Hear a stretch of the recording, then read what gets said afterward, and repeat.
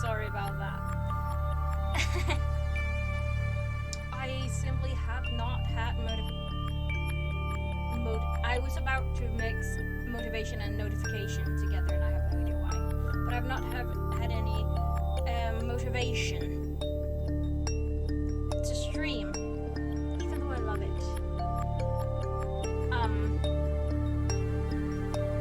But I have been doing my past VODs. Right now, just the streaming VODs, the reading VODs of Wings of Fire. Hence why I'm doing this stream, and I'm rereading some chapters of Peril. There was a VOD that glitched when I was downloading it, and I cannot find it now. So I'm just gonna reread it. Only plot. So that also can be uploaded to my YouTube channel.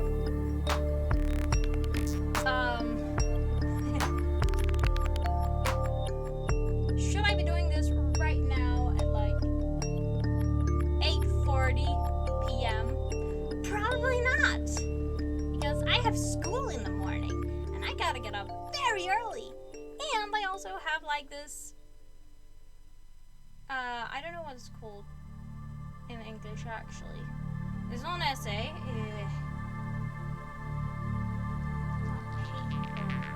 I guess it's, no, it's not. Well, at least it's a report, like a scientific report and all that. Which, you know, is fun. Considering I started this Monday, and I haven't been in school for 8 months. motivation. That's fun to just be thrown into that.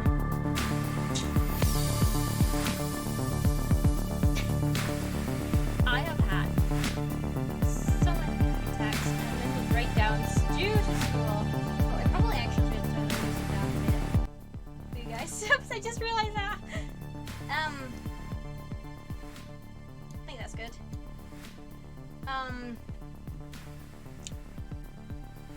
Yeah. Panic attacks, the mental breakdowns. So many of them during school, because of school, because we're writing this, we're working with this, some very important shit from the very beginning of the school year. I literally had to fight a panic attack before the school day started on the first day of school because I didn't know which classroom to enter. Because there were 2 classrooms on my schedule. So that was fun. And I nearly broke down in tears in front of a teacher who, well, I guess she's sort of a teacher. She also goes around seeing if everything's going alright and everything. And I nearly broke down in tears in front of her because she asked, are you going to go in here?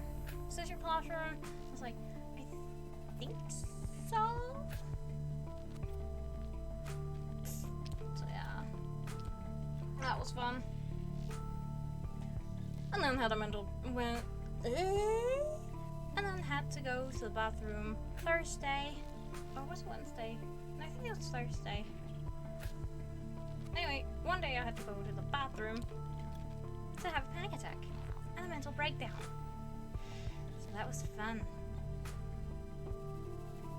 I'm all kinds of stressed because I have not started writing this, and it's due tomorrow. And we've had 3 school days to write it. But I didn't know how to start, and I was too afraid to ask my teachers, hey, how do I actually start this?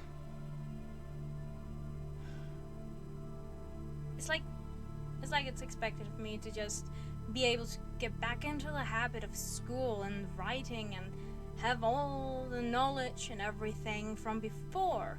Because I worked with this last year also, when I started the year for the first time. But like, I was really down in the dumpsters mentally, so I did not retain any information at all, especially not how to start this damn thing.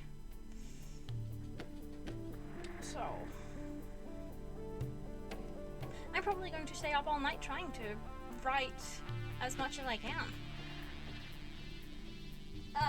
But yeah. I've been stressed about school starting, and I realize it's been 3 weeks, and school only accounts for 1 week. The 2 before that, I simply did not have any motivation or energy to stream, even though I really love it, and I love reading to you guys. And I was also really stressing over the fact that it wasn't in the system that I was going to start in school again, so I couldn't get this card thingamajig to travel, like this travel card thingamajig, because I live far away from school. So we had troubles getting that. I only just got it this Friday, so I had to pay in full for 5 days. That's a lot of money that we do not have. And then we also had a lot of problems with my financial aid from the government, because apparently it took, I don't know, a month and a week to actually process my application to get it. Even though it's only supposed to be 2 to 4 weeks. Mine took way longer. And I have no idea why either. So, yeah, what's been going on?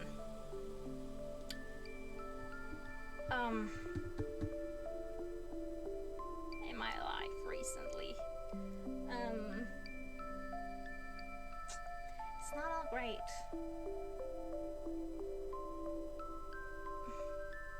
But, yeah.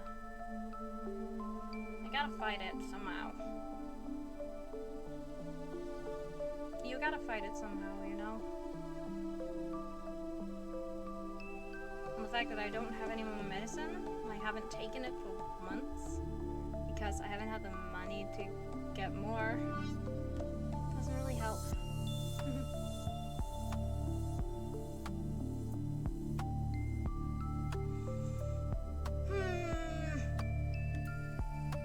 yeah, what else been going on? Nothing much, really. I mean, I've been 9 months clean. That's cool. Bones got a new job.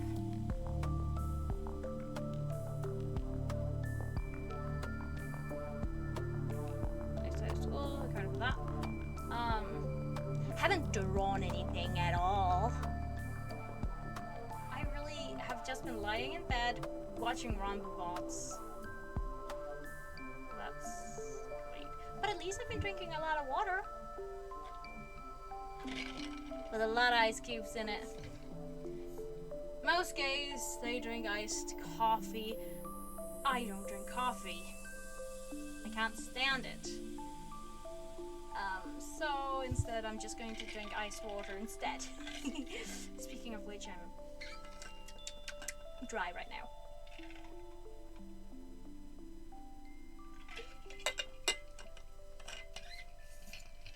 Anyway, we are rereading. So we're going to be reading, so we're going to the reading scene. Wow.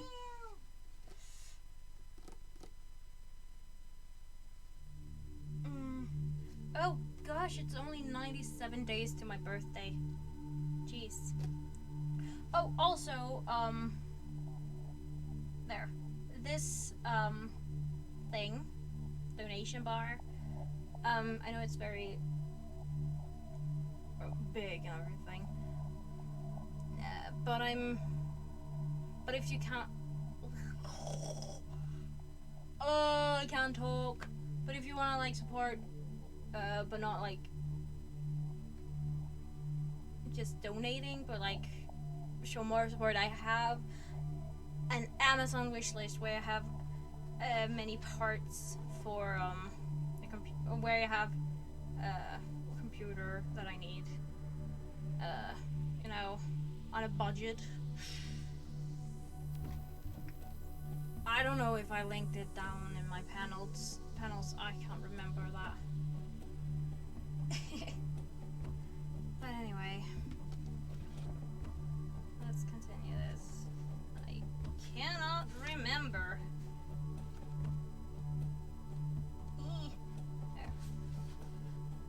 I'm not going to sum up the entire book, because those spots are already up on my channel. On my YouTube, which is linked down below. Can you see my... Yeah, you can. It is linked down below my YouTube channel, so you can just go watch that. I'm going to do this with the first 2 books as well, because there are VODs that I missed there. I'm probably just going to be totally rereading the first book entirely, because I only got one VOD from that. So I'm probably just going to be rereading the entire book to get up on my channel. Yeah. That's probably for the best that I actually just redo those, because oh boy, my setup back then, it was literally my computer cam and mic and that light up there. And that was it. Oh yeah, me sitting on my bed. That was it. So I am... It's a good thing I'm doing this again. But yeah, it's been a while. I am hoping I can keep up the grind. Maybe, I mean, I have to get up like super early in the morning to catch a bus to school. Like my bus comes like 6:28 a.m. and then I'll be at school in like 8:10 a.m. So, and then there's the whole fuss of getting home because the bus from the bus terminal in the city to my school, there are like 300 that needs to take that very bus at that time. So like, I just wait until the first 5 buses have driven, because there's a lot of extra buses obviously, but I just wait and take one of the later ones because I don't want to be around that many people. I can't handle that. Like, stuffed bus. Gosh, I really miss the times where there was restriction on how many you could cram into a bus. Because of the cacophony. It has been 18 minutes. I have not started reading yet. I'm sorry. I'm just rereading, so there's like... If you already were there for the first time, I mean, you don't have to be here. It's literally just for the VOD. Anyway.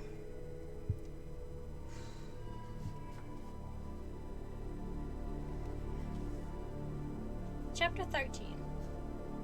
Prince Cliff was by far the tiniest dragon Peril had ever been this close to. If she hadn't known that her scales were safe to touch, she would never have dared to stand so close, no matter what Queen Scarlet's orders were. She tried to wink at him in a friendly way, but she must have done it wrong. Friendly winks weren't exactly something she'd ever had the chance to practice, since it just made him throw his wings over his head and curl into a shivering ball. She didn't love that. She wanted to hug him. She could hug dragons now. And tell him not to be scared. That she wasn't scary at all. Not anymore. But she had her orders. And she couldn't ruin Queen Scarlet's plan. Not when it was working so well. They'd marched the dragonette out of the wingery and down the long winding tunnels, with sky wings scattering in panic before them.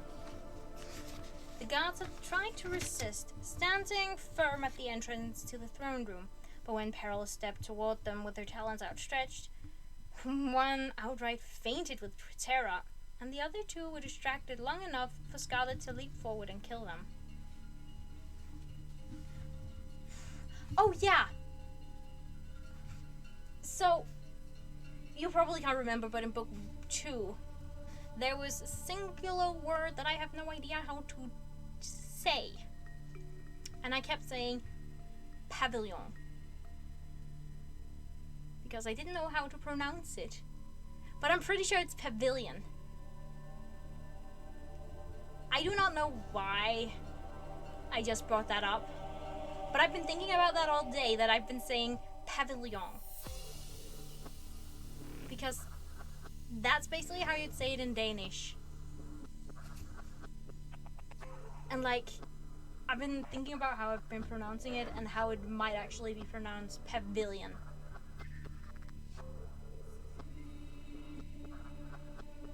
And I am feeling so stupid. And I've been feeling so stupid. Anyway, sidetracked. I usually get sidetracked. Much better, Scarlet said with satisfaction, shoving the bodies to the side of the door and then setting all 3 guards on fire. The one who was only unconscious woke up, screaming, but the screams didn't last very long. Chameleon herded Cliff into the throne room and plunked him on one of the lower visitors' throne. Not one of. And plunked him on the lower visitors' throne, which Byrne had often used during alliance meetings. Queen Scarlet swarmed onto her own throne, the tall column carved in a shape of clouds that sat in the center of nearly all Peril's memories of her. Queen Scarlet issuing orders, Queen Scarlet scolding Peril for whatever new thing she had done wrong, Queen Scarlet choosing who would die under Peril's talons today. The Queen poked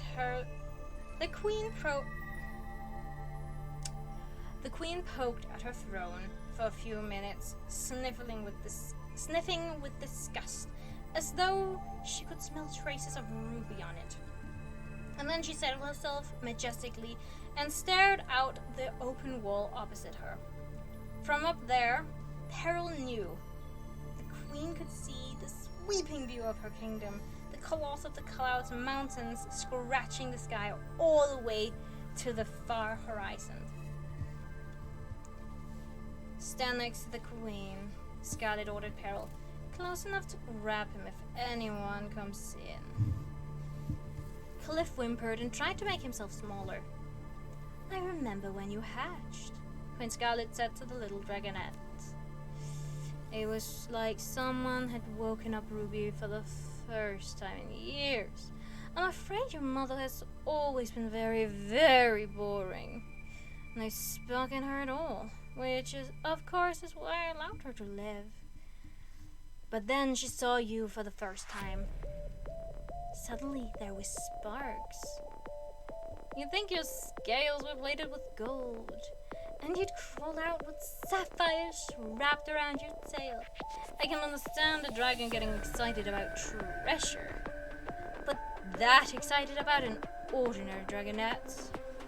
It was very weird. You're merely ordinary, aren't you, little grandson? I can tell.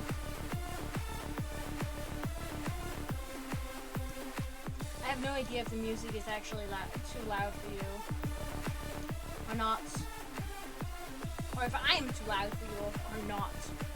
I'm just winging it. Get it? Winging it. I'll stop now. I continue writing. No! Cliff said suddenly, sitting up and puffing out his chest. I is not! Scuffling and stamping sounds came from the hall outside the throne room, as if a couple of dragons were trying to put out the last of the fire. The Queen watched with narrow eyes as a dragon with bright red scales edged inside and threw himself into a deep bow before her. Mother! He said with a little too much enthusiasm. She kept her gaze fixed on him, smoke rising from her nostrils. Your Majesty, he added quickly, you're alive, you've returned. What a glorious day for the Sky Wings, for the Sky Kingdom. We were all so blessed and lucky and relieved. Yes, this is thrilling, isn't it? It is really. Vermilion, said the Queen, and Peril shivered. The weight of the fury in that one word.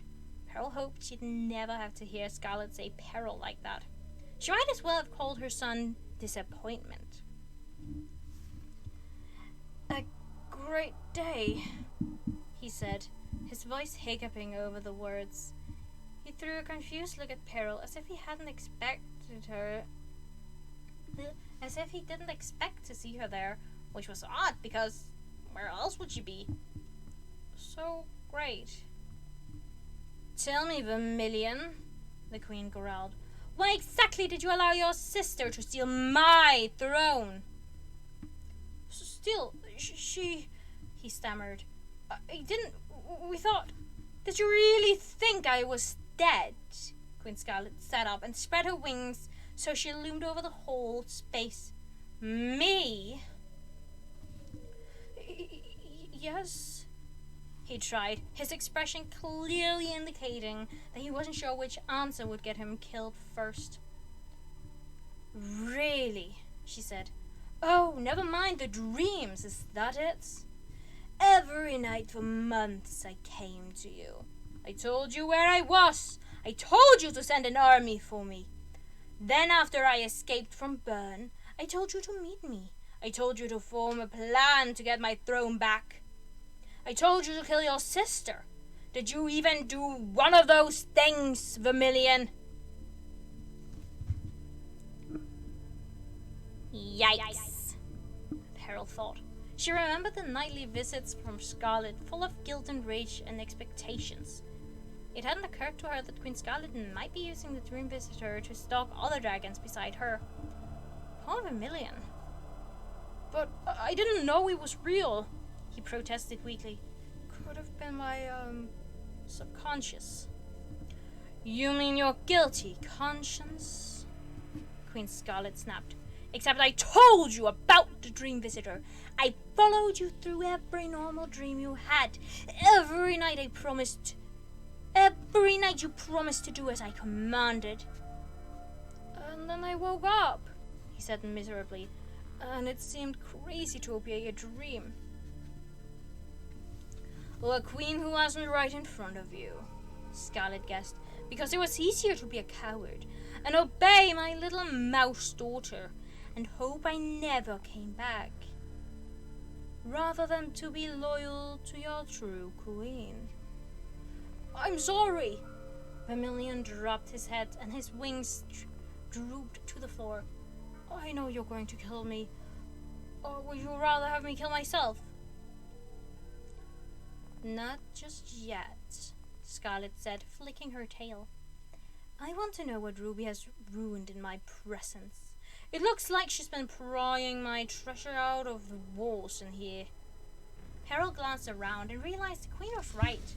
The throne room used to have so much gold inlaid in the walls that stepping inside on a bright day would give you an instant headache. At least half of that gold was gone now, leaving only wisps of cloud shapes here and there. Said Vermilion. Yes, about that. Or was it all the dragons stealing from me? Queen Scarlet guessed.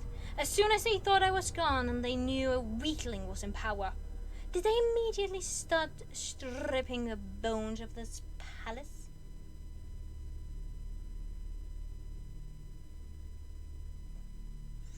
No, said Vermilion. No one did that. It was Ruby. She took the gold and used it to, she spit it out, the queen hissed. She turned your arena into a hospital, he blurted. She pardoned all the prisoners and brought in doctors and healers from other tribes to teach ours everything they knew. And she made space for all the wounded soldiers from the war, and she's been finding them all places to live and jobs to do and using the gold for all of that. A long silence followed. Queen Scarlet flicked her tongue in and out, regarding Vermilion and slitted yellow eyes. You like her, she said suddenly. You think Ruby is a good queen. No, he protested, flapping his wings with alarm. Never! You're the only good queen. I like my job in the arena. It's absolutely terrible here. We always loved the fighting. We miss you so much. Said the queen. Well, luckily your opinion counts for nothing. The throne is mine again now, and Ruby can either accept that or fight me and die. She cast a sideways glance at Prince Cliff, and a serpentine grin slipped across her face. When is my hapless daughter scheduled to return? She asked. Tomorrow morning, said Vermilion. She sent an advance messenger. Excellent. Queen Scarlet tapped her claws on the edge of her throne. I think I'll wait for her right here. Vermilion, make an effort to be useful and send up food from the kitchens. She hesitated, then added with a growl. Perhaps it's worth nothing to anyone involved that Prince Cliff will be tasting everything before I eat it. Oh, Peril thought. She's afraid of being poisoned? She never was before. Vermilion bowed again and stumbled out the door in his haste to be gone. The night wore on with a procession of skywings skittering through the throne room. No, don't yawn.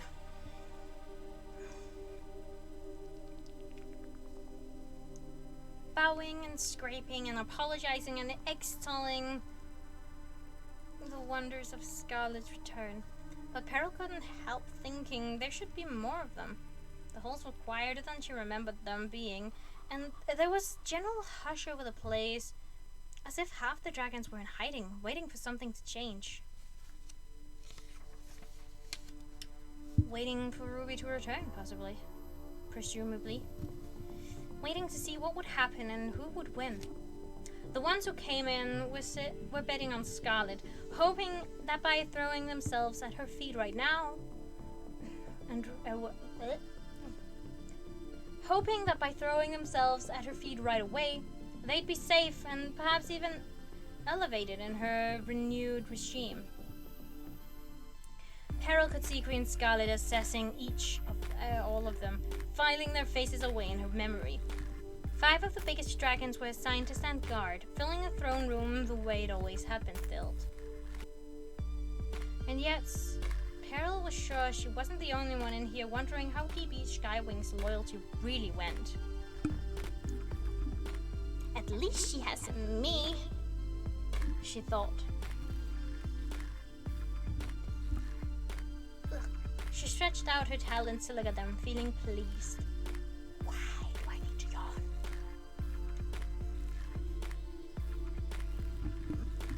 Oh my god, I really can't remember what voice I gave her. It'll be worth it eventually. All these looks of hatred I keep getting because they'll know this is me. Soon Queen Scarlet will be back in power, safe and sound, and I can start changing everyone's minds about me.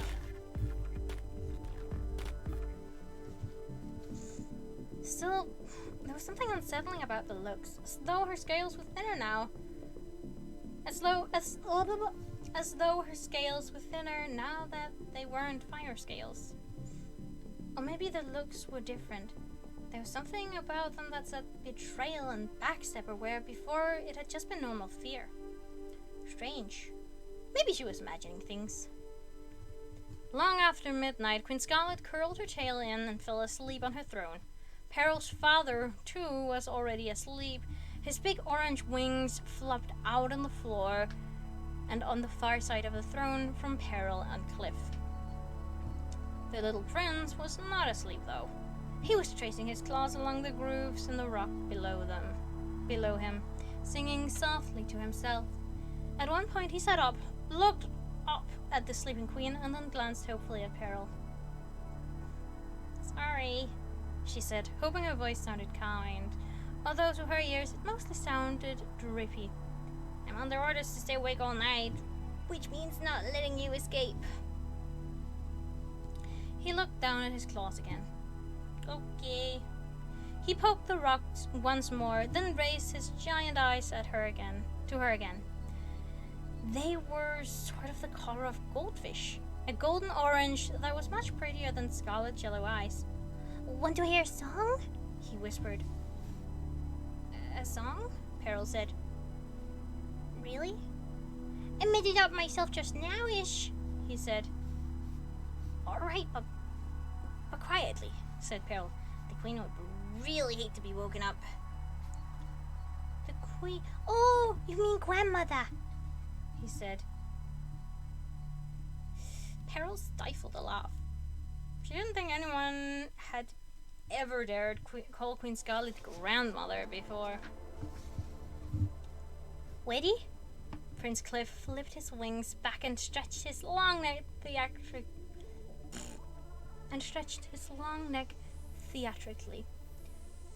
"You the audience, so listen up," We the dragons of the sky, we can fly and fly and fly. We go up so super high, we the dragons of the sky. And we know my mom is best, better queen than all the West. She come save us from this mess. We the dragons, dragons, dragons of the sky. Oh, I love him. Peril arched her brows at her. Cliff gave her a cheeky smile. What do you think? He asked. I think maybe don't sing that song to your grandma, Peril suggested. I think maybe Mess and West don't rhyme so right, he said. Test, West, Fest. I'm a good rhymer. Mommy says so. You don't seem all that scared anymore, said Peril. Yeah, he said with a small flick of his stark red tail, because Uncle Vermilion said Mommy's coming in the morning, and she make everything better than no matter what. Peril wondered if she could actually collapse around the chasm that had suddenly yawned in her chest. She makes everything better. Peril had never felt that way about anyone. When Scarlet kept her alive, gave her a purpose, valued her. But made things better? No, mostly Peril's days were worse whenever she encountered the Queen. So why do you follow her? Whispered a tiny part of her brain. Because what choice do I have? That was the wrong one. Peril whispered back. Who else am I going to follow? No one else wants me. Grandma's kind of mean, Cliff observed, watching Peril's face closely. Mommy said she was, but I thought she couldn't be because no one is ever mean to me. But then she really was. Did you see? What did you think was so mean? Peril asked curiously.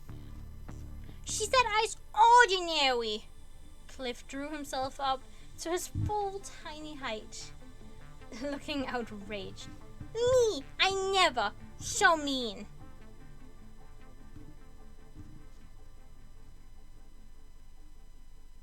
What's so bad about being ordinary?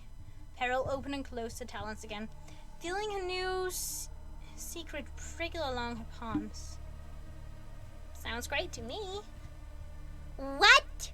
Cliff's voice was loud enough to make Queen Scarlet stir in her sleep, and Peril shushed him quickly. He lowered himself into a crouch and whispered furiously. Mommy says I'm special. Everyone says this. I'll be #1 most beautiful singer in Peril one day. Friends with every dragon in the whole world. Mommy thinks I can do anything and great things in all things. Wow, Peril said. Friends with every dragon? Yup, Cliff said proudly.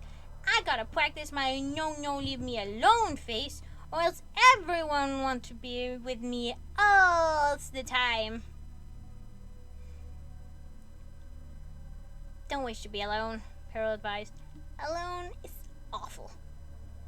Yeah, he said. Probably. Better than ordinary, though. She shook her head. You're a weird little dragonette. Cliff's eyes were hopeful again. So, maybe escape now then? He sidled toward the edge of the throne. Nope, sorry, Peril said, waving him back. We wait for your mother, and then she won't be queen anymore. You know that, right? He hummed the line of his song. We see. He paced around the top of the throne for a moment before finally lying down, and then at last, quietly singing himself to sleep. Peril did not sleep. She watched the stars creep slowly across the night sky. She watched a distant meteor streak between two of the moons. She watched the little prince's breath rise and fall in small puffs of smoke. She watched the sun slide and sprawl lazily across the mountain peaks as it rose, And very soon after sunrise, she saw the shapes of a wing of dragons flying toward them at full speed. Ruby knows, Peril guessed. Someone's there to warn her. Your Majesty, she whispered to the Queen. Ruby's coming.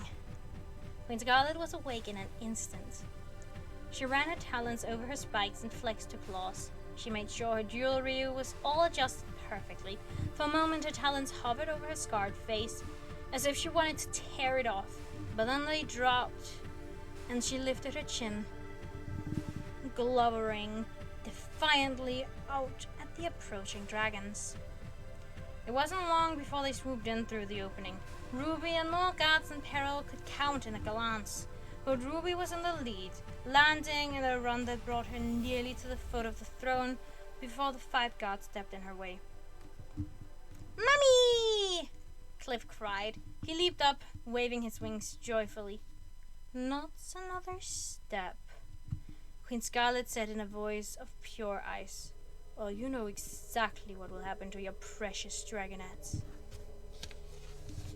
End of chapter 13. 2 more chapters to go, don't worry. Oh yeah!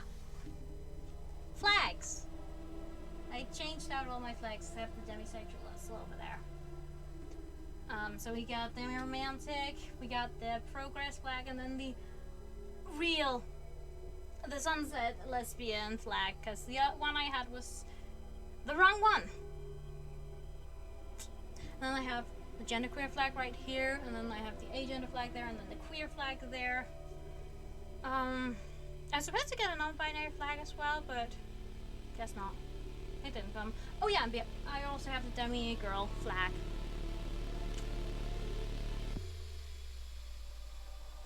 So yeah. So like here on this side we got my sexuality, and on this side we got my gender journey. GJ. My gender journey. Yeah. I need to drink water. That's what I need to do. It has been 3 weeks. Don't blame me, okay?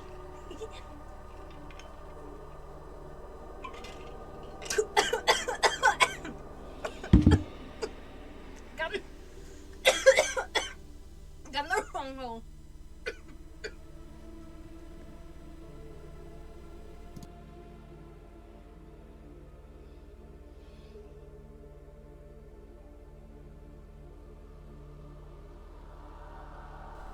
Fuck! I'm failing at drinking water now.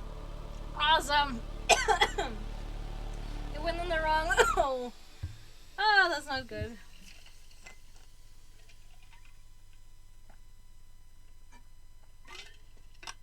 Oh boy. Oh, my lungs hurt now. I'm pretty sure I'm coming down with something as well, because I have been coughing this past week. Like, dry coughing. In a way that hurts my lungs.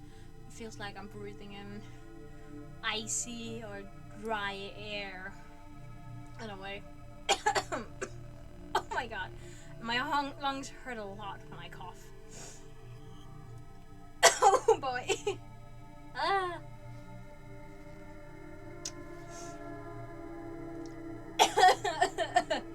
Oh, we can get through this.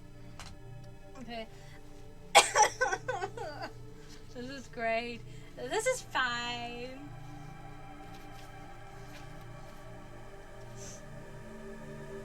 Chapter 14.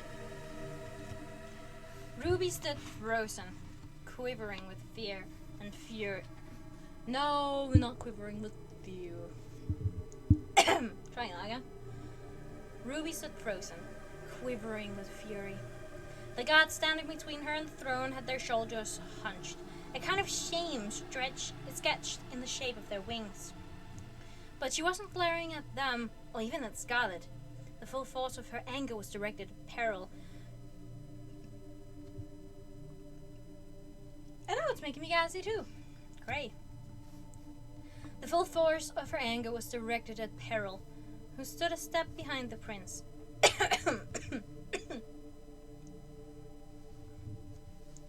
If you touch him, Ruby choked out. If you dare. She won't unless I tell her to, said the queen imperiously. But believe me, she will the moment I give the order. Huh? Peril thought. Would I? If I still had fire scales and Scarlet ordered me to burn the prince, what would I do? He's so little. Sorry. And I don't kill dragons anymore. Rang a different kind of note inside Peril's mind, familiar and unfamiliar at the same time. She blinked. Don't I? Why not? I knew it, Ruby spat. I knew you couldn't be trusted, you fire scales monster. I am so sorry for the coughing. This is... Okay.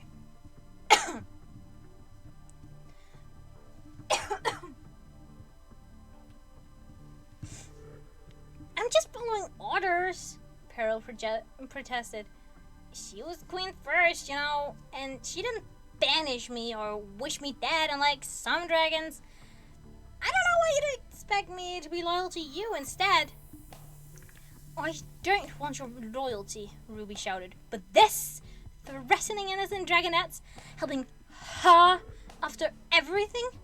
That's not exactly a great peaceful new dragon you were claiming to be, is it? I knew you were lying. You have always been the reason for everything that's wrong with this Sky Kingdom. Me? Peril cried, astonished. Ruby really did hate her more than anyone else. Peril wasn't just being paranoid. Why? I just do what I'm told, like everyone else. I kill Queen Scarlet's enemies, that's all. What did I ever do to you? Excuse me, said Queen Scarlet from the top of her throne. I feel like we're getting off topic.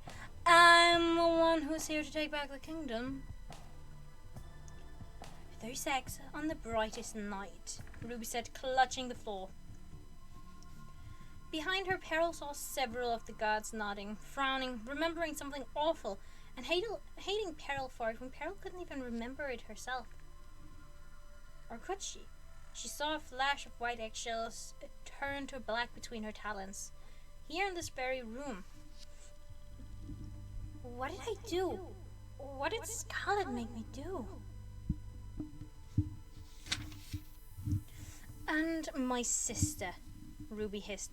Do you even remember her? Among the dragons, the hundreds of dragons you've killed? Peril stared at her for a long moment, racking her brain. No, she said finally. Who? Ruby shrieked a long scream of rage, so apparently that was the wrong thing to say. But high up on her cloud throne, Queen Scarlet was laughing. Oh, Ruby, she said, shaking her head. Ruby, you empty-headed princess. Is that what you've thought all these years? Have you been hating my poor little champion for the one terrible thing she actually didn't do? A blistering hush swept over the throne room. Ruby was looking at her mother now, confusion starting to ebb between the lines of fury in her expression. What? She said finally. Peril didn't kill Tourmaline. Queen Scarlet said airily. She's not even dead, actually. She's not, Ruby said. Where is she? Let's drive to focus, shall we? Said the Queen. I'm here for my throne. Thank you for keeping it warm for me, but it's time to give it back now. Mummy! Cliff called. Mummy, I have to tell you something. Mummy! Grandma is kind of mean. I am very sorry for all the coughing. My lungs really hurt right now. I know, sweetheart. Don't worry, Ruby said. She clenched her jaw, fixing her eyes on her mother again. You can't have the throne back. You can't just saunter in here and claim it after being gone for months. A queen who abandons a throne has abdicated it forever. One sec.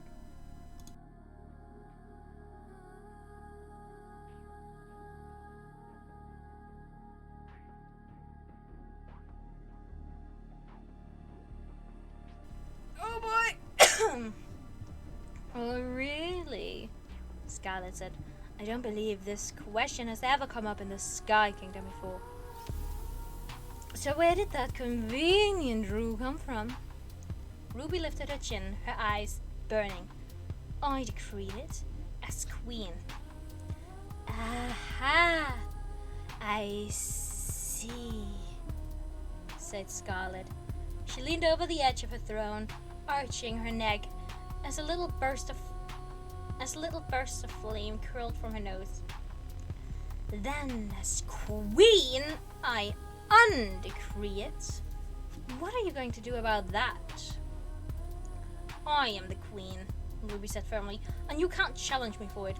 Any sisters, daughters? Yes, blah, blah, blah, blah, blah, Scarlet said, waving one talon in the air. But my dear, you can quote rules to me all day long, and it won't change one particular important fact. I have your son. Ruby looked down at Prince Cliff again. He waved timidly, and she made a little gesture with her shoulders, which seemed to be a quiet signal to sit up and look brave, because that was what he did next. Peril felt a brief, wild impulse to pick up the dragonette and throw him to the safety of his mother's arms. I can't do that. That would really ruin everything for my queen. But it is the right thing to. But is it the right thing to do? Came that strange whisper again, as though her mind was haunted by some other version of herself.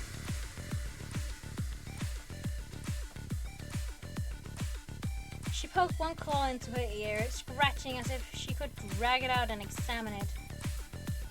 So really, there's only one question, said Queen Scarlet, with all that self-important glee that had ever been mustered in Peria. Which would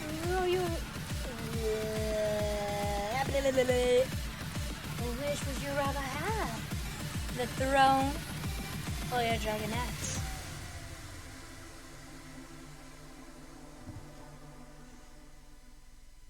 Your Majesty, said one of the dragons behind Ruby, and it took Peril a moment to realize he was talking to Ruby and not Scarlet. We can fight. We will fight for you. Your supporters outnumber hers and are more loyal. And we're more loyal. Your supporters outnumber hers, and we're more loyal. I know, said Ruby, but 100,000 Sky Wings still couldn't save Cliff in the next minute. Fuck off.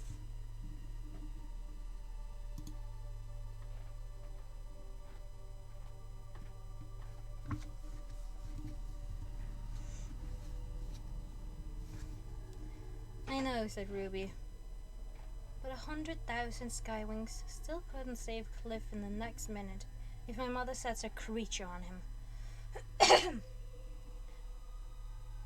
Peril felt the sting of Ruby's bitterness from across the room, the confirmation that once again Peril had ruined everything for her. I'm sorry for saying fuck off. It was just the spam message. The wanna become famous? Like, oh my god, I hate those.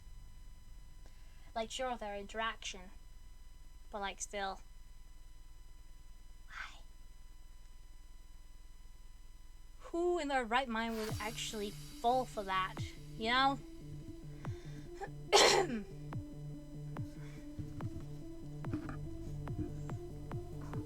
I'm just being who I am, Peril thought. Although I'm not a creature anymore, actually. I'm only pretending to be dangerous for Queen Scarlet. So, I'm not really being my new self at all. But I promise to be loyal to her. Isn't that an important part of me? So why haven't I been?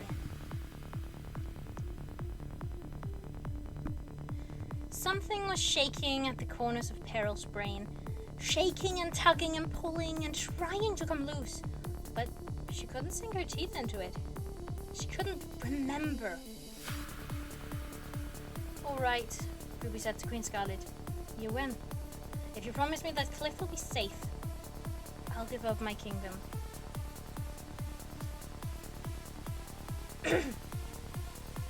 No! Exploded one of Ruby's soldiers.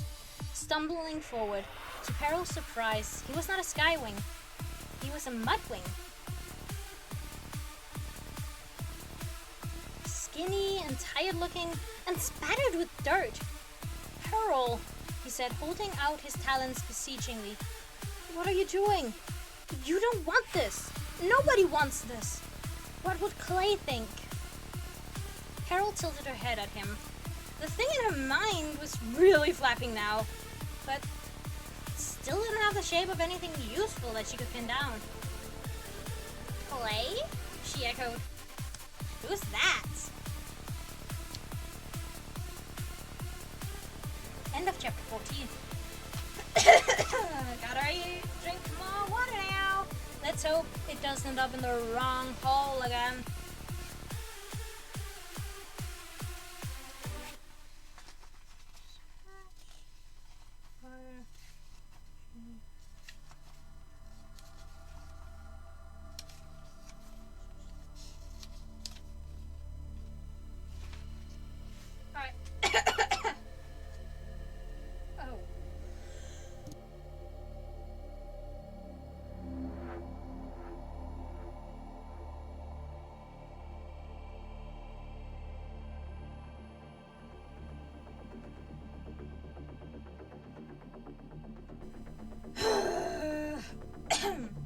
I'm going to be coughing all night long. I know that for a fact. Chapter 15. In the silence that fell, the only sound was Ruby inhaling sharply. It's a spell, she said. What did you do to her? She whirled towards Scarlet.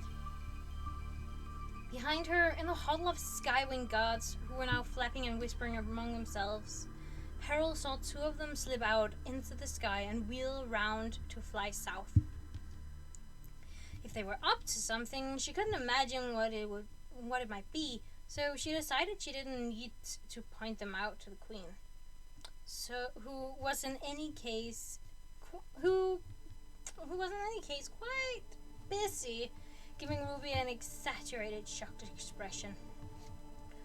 I didn't do anything, Scarlet protested, batting her wings airily. Peril is my most loyal subject, just as she always has been. That's why she's my champion, and you are going to be dead soon. Peril would not just forget about Clay, said Ruby.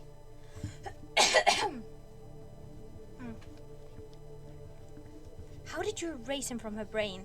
What kind of horrible animus-touched object did you get your claws on? Hey! I'm not under his spell, Peril interjected. I just don't know who you're talking about. I don't have a great memory. No need to get all smoky and bothered.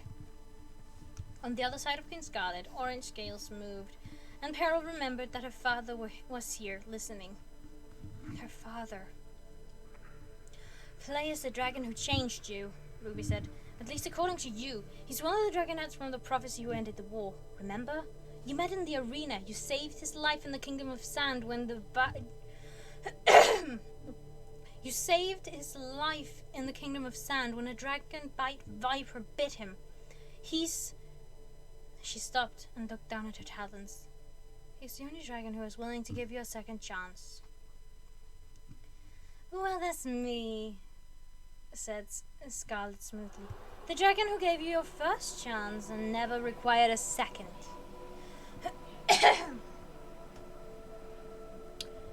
That's all you need to remember. I'm the one who cares about you. That sounded true. And not true. Wait! There's Turtle! Peril blurted. That was the one dragon she could think of who'd ever been friendly to her. He laughed at her jokes, even the ones that Peril hadn't done on purpose. She remembered that. And hang on, why would Turtle be friends with her if she was really Scarlet's dangerous weapon? He liked me with my fire scales, but without my queen. Who's Turtle? Her father said tensely. He glanced up at Queen Scarlet. You never mentioned anyone named Turtle. Anyway, Scarlet said, we were in the middle of a wonderfully peaceful transfer of power. Ruby dear, since obviously I can't trust you anymore, I'm going to have to lock you up until I figure out what to do with you. I'm picturing some kind of grand ceremonial execution, maybe to celebrate returning my arena back into an arena, the way it's always supposed to be. The way it's supposed to be. But Cliff, Ruby started. He'll be fine, Scarlet said, safe with his loving grandmother. For now. At least until this whole misunderstanding is quite cleared up and the balance of power is right back where it should be. Guards, she added commandingly, take Ruby to the prison in the Great Hall. The one where we kept Crystal. Lock her in, and then notify all the cowards in this palace that it's time to come out and swear their allegiance to me.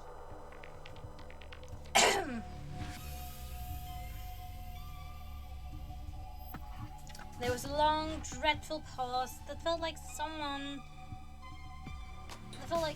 taking a dragon wing and stretching it just beyond its extension. Scarlet hissed dangerously.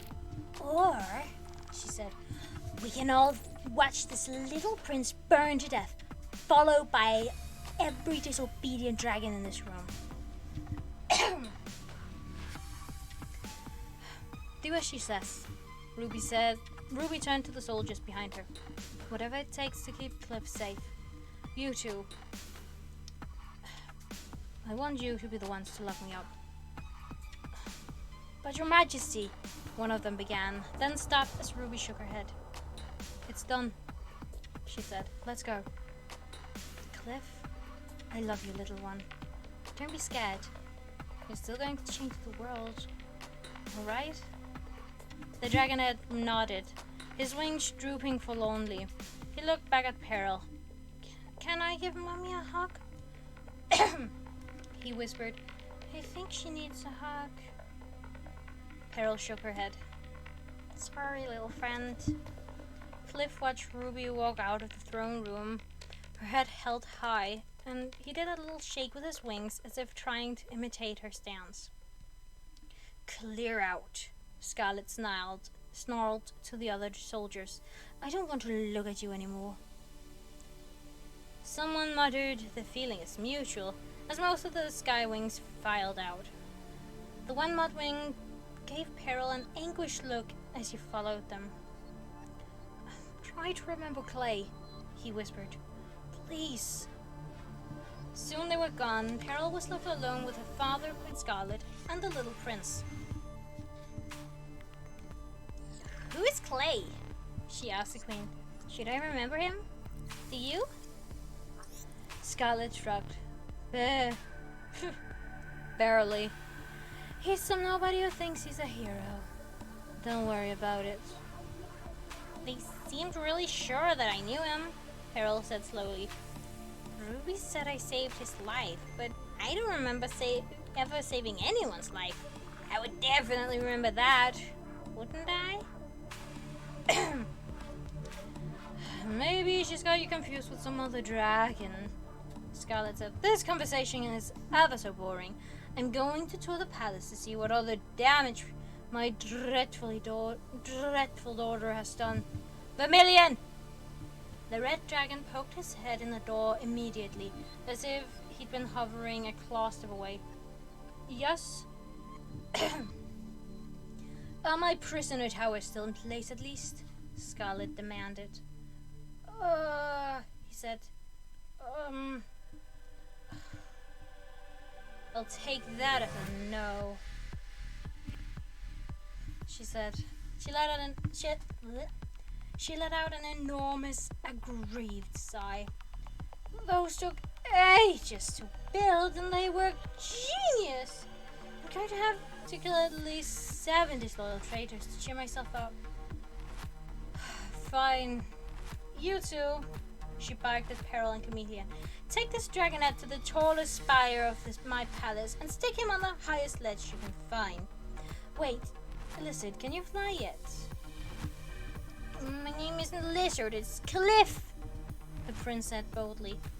And not so much? I practice a lot, but I failed lots too. Good, said the queen. As long as he can't fly away, he'll be stuck up there. Keep an eye on him until I get back. She swept out of the throne room with Vermilion, leaving Peril with the bewildering impression that the queen had just run away from an awkward conversation. Chameleon picked up Prince Cliff and perched him on his back. Hold on tight, he said. The prince obligingly threw his arms and wings around Chameleon's neck and buried his face. They flew out the open wall and soared in the circle for a moment, assessing the palace. Peril realized that the tallest spire she could see was the chimney for the crematorium, a long, long tower that carried the smoke of burning bodies as high and far away from the rest of the palace as possible. But sitting on top of it would put them right in the middle of the smoke and the smells. Peril had a feeling that might be a little traumatizing for Cliff, plus not much fun for her and Chameleon either. So instead she chose the second tallest spire, a lookout for guards near the outer wall of the palace. At the top of the tower was a small pavilion. Pavilion, not pavilion. Was a small pavilion with room for 5 or 6 dragons to fit comfortably. A shallow hole in the floor was intended as a fire pit for heating the tower when it was cold or for cooking prey. The walls were open on all sides, but the position of the tower was clearly directed west to watch for attacks from ice wings or sand wings. Cliff slid off Chameleon's back and began to prowl around the pavilion. There's no things to play with here, he complained. Use your imagination, Chameleon said unsympathetically. The prince snorted, flicked his tail at the fire pit, and curled up in a small ball with his wings flopped to either side.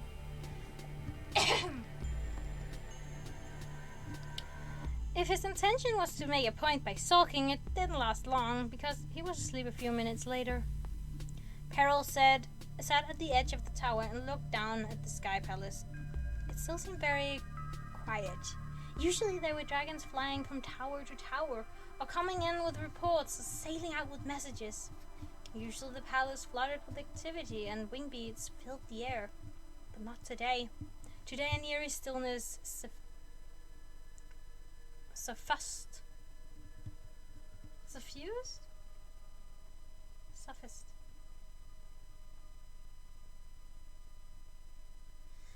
An eerie stillness suffused the clouds. The mountain peaks looked frozen in time. Where was everyone? A light rain began to fall. Peril glanced up and saw darker storm clouds rolling in, thickening the fog around the palace spires. The daylight had a smoky green tinge to it, as if the sky too knew that something was wrong. Something was unbalanced in the world below. Even the sky rejects the old queen, she thought. The sky itself chose Ruby. She shook out her wings, trying to dislodge the unfaithful thought. How are you feeling, daughter? Chameleon asked. Peril glanced at him, wondering whether she should call him Soar while he was in Skywing, or if it was alright to keep just one name in her head for him. He was fiddling with the sheath of his chest, as though he were trying to avoid her eyes. "Great!" Peril said. She stretched her wings, her safe, touchable wings, and thought for a moment. Was she still feeling great? She'd been so happy yesterday, but the pretending and the hatred from Ruby and Cliff's drooping wings and this weird feeling of holes in her brain, it was all kind of making her happiness flicker and dim. "A little worried," she admitted. "Don't listen to those other dragons," said Chameleon. You're essentially the second in command of this place. I wish I'd had that much power in my tribe. I'd have made everyone regret every moment of disrespect, every mocking laugh and disgusted whisper." "Why were they mocking you?" Peril asked. "I thought Rainwings were all mellow and calm and friendly and sleepy all the time." "Ha!" Chameleon said bitterly. "As long as you aren't too different, sure. But I had one problem the tribe couldn't understand. I can't change my scales. You saw my rainwing color. When I'm a rainwing, I'm stuck that way. The same green all the time. No camouflage, no flamboyant emotional outbursts, no self-absorbed displays of clever special effects. I could never play their little rainwing games." "Oh," Peril said. "Weren't there any other rainwings like you?" "Not in my living memory," he said. "The healers guessed it was because of my sleep problem. As myself, I can never sleep for longer than a few minutes at a time. An hour at most. They thought it affected my scale shifting abilities. But knowing that didn't help, everyone still teased me. Then whispered about me and avoided me. Finally, the queen banished me, saying I was making everyone uncomfortable. And perhaps there was a better tribe for me outside the rainforest somewhere." "Ouch," Peril said. "That seems really unfair, to throw you out for something you couldn't control." "Exactly," he said. He brooded for a moment, staring down at the fog with hooded eyes. Then he let out a bark of laughter that made Prince Cliff shiver in his sleep. "The joke's on them, isn't it? What I can do now, my shape-shifting power, it's far more significant camouflage than anything a mere rainwing could accomplish." He held out his orange talons to admire, humming softly with pride. Peril studied him out of the corner of her eye, wishing she could think of a clever sideways way to find out what she wanted to know. But that wasn't her, clever or sideways. "How does it work?" she finally asked. Flying at the questions directly was the only way she could think of to attack it. "How did you get your shape-shifting power?" He flicked his tail and looked at her thoughtfully. Peril tried to arrange her face to look deeply, immensely trustworthy. "Not even Scarlet knows this," he whispered. He glanced back at the prince, who was fast asleep. A quiver of excitement ran through Peril. A secret! She never got to be the only dragon who knew a secret. "Oh, I forgot to tell Queen Scarlet about his sea wings having an animus. Okay, later. I'll have to remember next time I see her." "You can tell me," she whispered back. "There's no one I would tell anyway." "Not even Queen Scarlet?" he asked. She shook her head. "You're my father," she said. "You change my scales and make me safe and normal. My loyalty is to you first, her second." He said.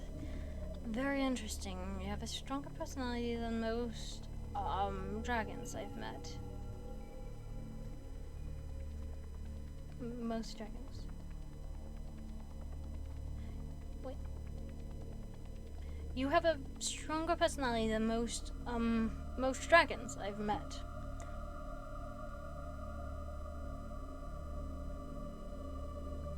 She wondered what he'd been about to say. Most what?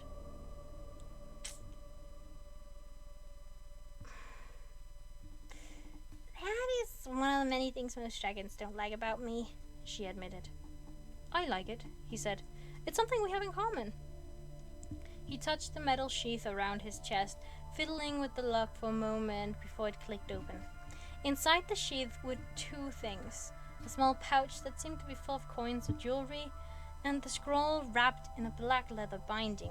Chameleon laid them carefully on the stone between him and Peril, shifting so their backs were to cliff and spreading his wings so the prince couldn't see the object if he woke up. He tapped the pouch first. In here are my other shapes, each piece enchanted with something new. All my beautiful faces I can take on and off whenever I want to. I have one for each tribe. You've met one of them before, actually. I have? Peril said, her scales prickling.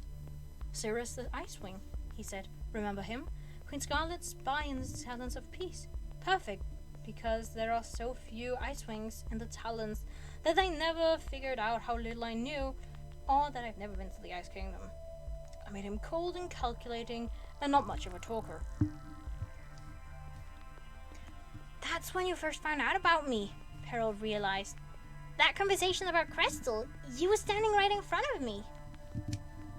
Yes, he said. Scarlet had sent me to find out if the Talons knew where those dragonets went. The ones who stole her prisoner.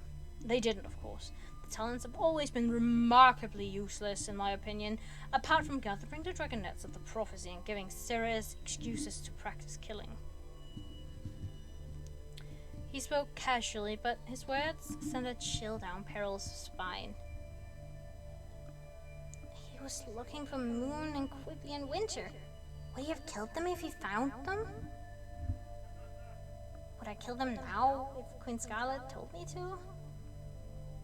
She frowned at her claws, hearing that echo in her head again. I don't kill dragons anymore. But why? But why?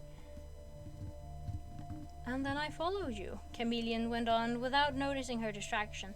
He touched the pouch again fondly. In my Nightwing form. That one's my favorite. I call myself Shapeshifter. Isn't that a perfect Nightwing name? A bit on the nose, Peril offered. Exactly. Like all Nightwing names. I'm quite proud of that shape. And then you found me, she said. But I still don't understand how you make these shapes at all. Now he touched the scroll carefully, reverently. This, he whispered, it's the strongest magic in the world. He undid the binding and slowly rolled the scroll open. As he did, Peril could see that the first third of the scroll had writing on it, while the rest of the scroll was blank. I've never read the whole thing, he said. I still really don't really like reading. I had to find someone to teach me to read so I could understand the scroll in the first place. But then I only had to read the beginning to realize what I could do. Chameleon rolled it to the end, where it looked like some of the scroll had been torn out. And then I had to learn how to write, he said. He added wryly. That was frustrating. Peril remembered Osprey teaching her how to read and write, although she couldn't hold a scroll or any writing instrument, so it didn't do her very much good. She could read street signs and scrape out messages in the sand if necessary. That was about it. Oh! She realized. That can all be different now. Without fire scales, I could read every scroll in the world if I want to. That cheered her up quite a lot. She leaned toward the scroll, giving her father her eager attention. I write my enchantments here, Chameleon said, brushing the paper with his claw. I describe the shape I want to shift into, writing the magic into that piece of paper. Then I tear off that part of the scroll and hide it in something, usually an item of jewelry, like a necklace or a bracelet. or an ear, Peril said, suddenly remembering the dismembered head. The or an ear, Peril said, suddenly remembering a disembodied head changing shape in front of her. Where was that? Yes, he said. Only that once, though. I don't use this very often. I've told Queen Scarlet that I have a limited enemy's power to transform dragons, and that it's dangerous for me to do it very much. I don't want her to know about the scroll. Why not? Peril asked. He looked at her in alarm, and she quickly added, Don't worry, I still won't tell her, but why would you help her as much as you do and not tell her everything? If she knew about this, he said, she would take it away from me. He started to roll up the scroll again, and once she didn't need me anymore, she would probably kill me. Besides, I want to be in charge of what the scroll does. It's mine. If Scarlet knew I had unlimited power, she'd make me do much more terrible things than anything I've done so far. He stopped and looked at Peril. I'm not an evil queen. I'm not an evil dragon, Peril. I like the security of having a dragon who will pay me handsomely for my services, and I love the luxury of so much treasure. But I'm not going to give anyone all this power, especially not Scarlet. I'm much too smart for that. Oh, Peril said. Her mind was spinning a little. Was he implying that Peril wasn't that smart? Would she have given Scarlet that scroll without even thinking about it? Wasn't that what loyalty was about? And if he didn't trust Scarlet completely, why help her at all? Have you done anything else with the scroll? She asked.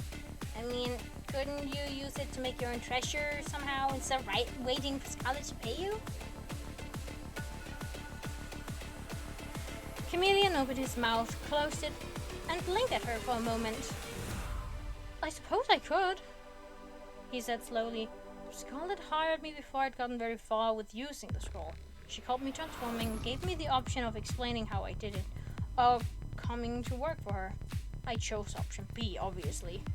I haven't wanted to do anything risky that she might find out about. I have a very nice life though, he said quickly, and so can you once this kingdom is all sorted out. We'll be her right claw dragons, and we'll be together. Maybe you can help me come up with clever uses for the scroll. It'll be nice to have a family at least. Yes, Peril agreed. Family, that sounded amazing actually. She'd barely had a chance to meet Trestle before her mother died, and if there were any other dragons related to her in the Sky Palace, they'd never introduced themselves. But something new was starting to bother her. Wait, she said. If you're the one who's been helping Queen Scarlet all along, does that mean you're the one who put Kinkajou in the hospital? Chameleon stared at her for a long moment, the muscles in his jaw tensing, and moving like little snakes crawling over one another. He picked up the scroll and the pouch, locked them back in his chest sheath before answering. You mean that Rainwing who was traveling with the Icewing Prince? He said finally. She's not dead? You actually were trying to kill her? Peril said appalled. Really? She's just a dragonette. She's a Rainwing, he hissed. She'd laugh at me just as much as any of her tribe if she'd met me before I found my power. Except she wouldn't, because Kinkajou is best friends with a blind Rainwing, but he doesn't know that because he's an asshole.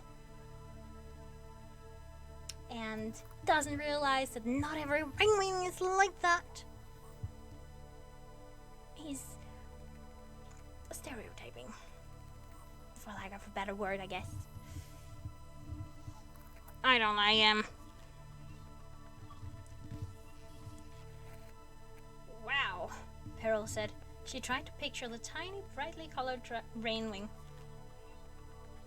I've never met anyone who hated Rereading Wings before. They're so inoffensive. It's like hating caterpillars. I'm not terribly fond of caterpillars either, Chameleon observed. Nasty crawly things. Of all the dragons, Peril thought, I should be the one who can understand fury and vengeance and wanting to lash out whenever someone hurts me. He's my father and she's a dragonette. I don't even know. I should be on his side. But still, it seemed as brutal and unnecessary as the idea of hurting the little Skywing Prince. She glanced over her shoulder at Cliff. Or rather, this space where Cliff used to be. She whirled around, her eyes tearing apart the empty pavilion. But there was no mistake. The Skywing Prince was gone. End of chapter 15. Alrighty. So,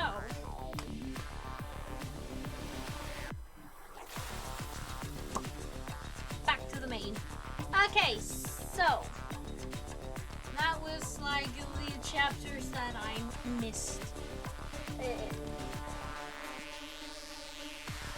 So yeah. Fucking Chameleon. Hate that guy.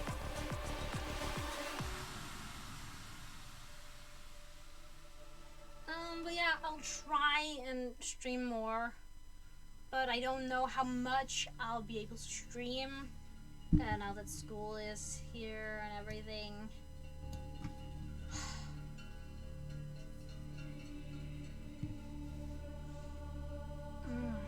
I really need to talk to my teachers about workload and everything, because it's been 8 months since I've been in school. My school brain is turned off, and it's like expected that I just am able to turn it on like this, even though it's been 8 months.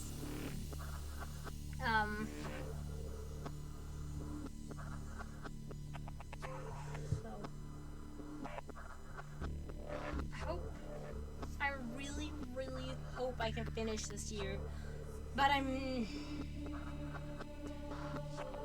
not too confident in myself. So, yeah, I really don't know. I hope I can finish it, but I really don't know if I can. Because it's only been a week in school and I've already had several panic attacks and mental breakdowns during school time because of school. Like, I have someone at the school, like adults, that's like whose sole purpose is helping students with mental health problems and other disabilities.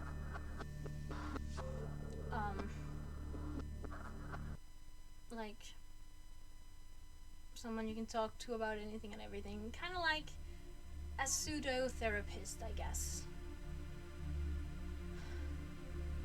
And I'm still seeing my therapist as well, though I had to wait for like 2 months. 2 or 3 months between 2 appointments, because a day or 2 before we were supposed to meet, she came in contact with someone with Delta variant, so she had to cancel all her appointments, and then she obviously had summer break as well. Obviously, everyone needs that. Everyone needs a break from the work. So that was even longer. Then I saw her like a few days before school started, which was nice. I'm seeing her again here the 25th.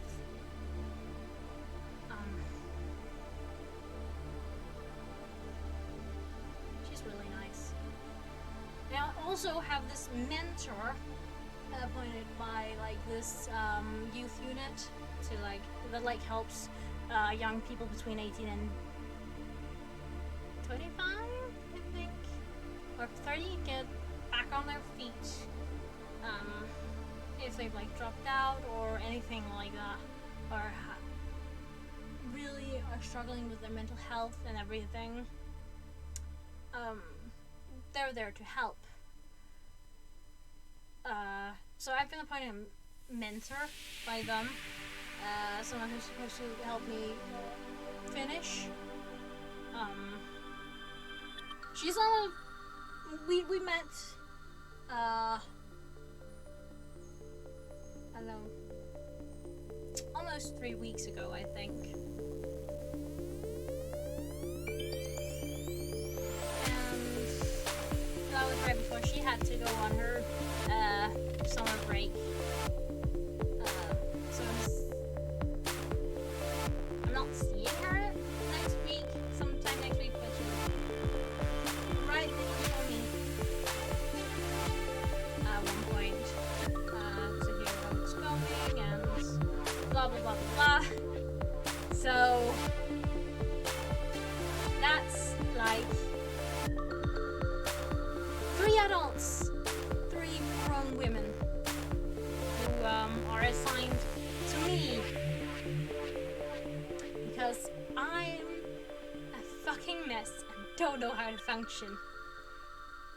And every time I think about that fact, I start crying because I feel like a burden and useless, and I'm feeling those tears again, and I hate it.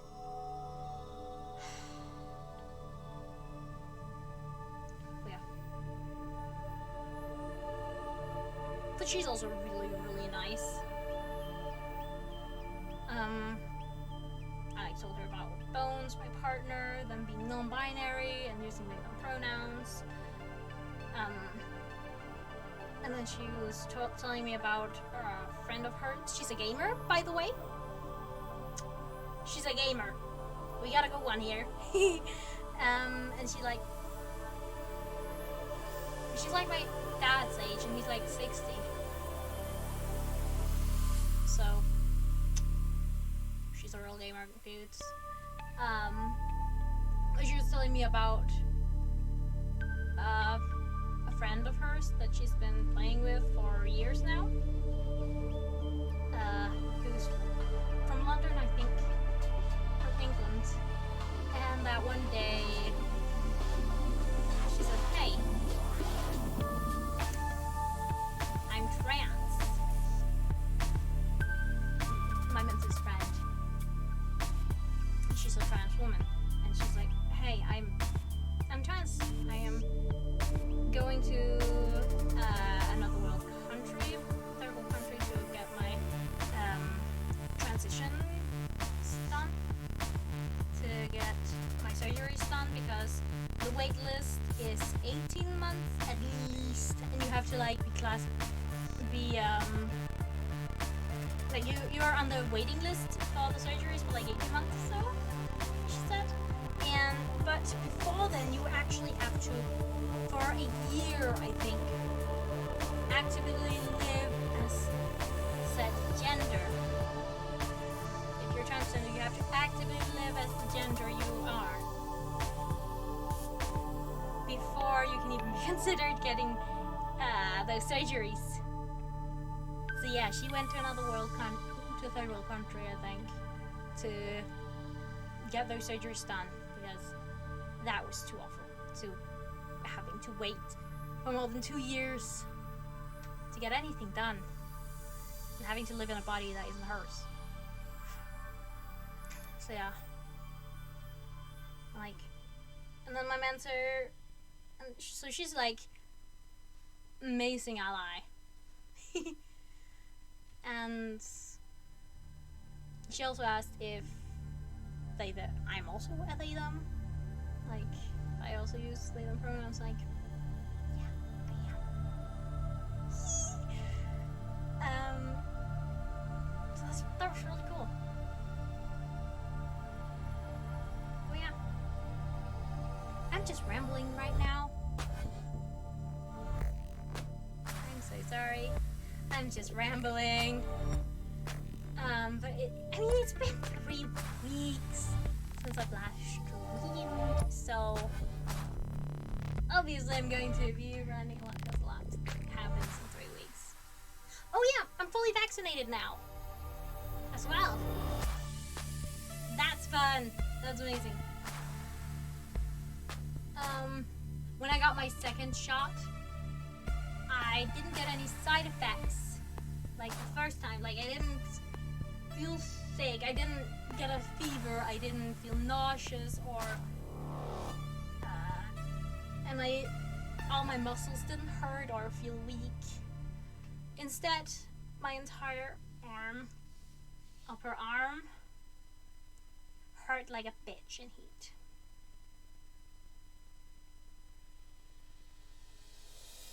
It hurt like I don't know, a horse had kicked me there. Like, it was so bad I couldn't move. Like, I couldn't move my arm like this. If I stand up here, I just had to have it like this all the time. I couldn't do this without it hurting. Like, it was that bad. So, went like that a few days and just wasn't able to do anything. I couldn't lie on that side. It hurt moving in my sleep. So, yeah. But get vaccinated. Get that vaccine. Do it. This is a threat. Get vaccinated, please. Bones also fully vaccinated now, so we're hopeful that they'll be able to come visit me next year. I'm excited. But yeah. That was the rereading of those 3 chapters. Me ranting about what the hell's been going on in my life for the last 3 weeks. Yeah. My classmates are nice, I guess. I haven't really talked with them. There's like one girl who's actively asked me questions, like, I've been here before, about school and everything. She's really sweet. Don't even know her name. Don't know anyone's name. What I do know is one of the boys is a real fucking white, young adult Danish male, and like, you do not want to meet those. Like, they're really, he was like searching something for his report. The music stopped. And then he came across sourdough for some reason, and he was like, sourdough. I'm like, stop it. I'm just sitting here like, no, stop it. That is that is worse than cringe. It's just sourdough. Like, what are you doing? Stop it. But yeah. Let's see if I can get through this second week, eh? I wonder how many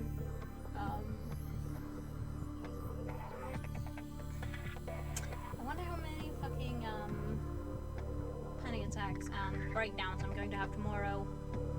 That's going to be fun to see. Anyway,